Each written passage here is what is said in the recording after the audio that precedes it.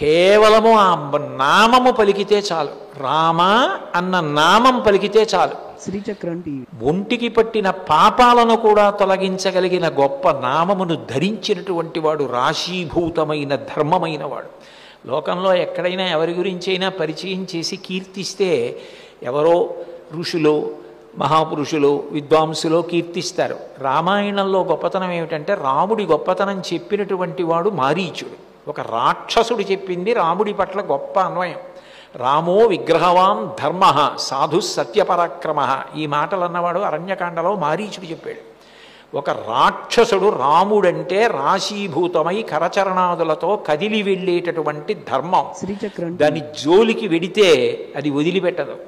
ధర్మాన్ని పాడు చేయడానికి ప్రయత్నం చేస్తే కళత్రాణిచ సౌమ్యాని మిత్రవర్గం స్తథైవచ యదీచ్ఛసి చిరంభోక్తం మాకృధ రామవిప్రియం అంటాడు మారీచుడు రావణుడితో.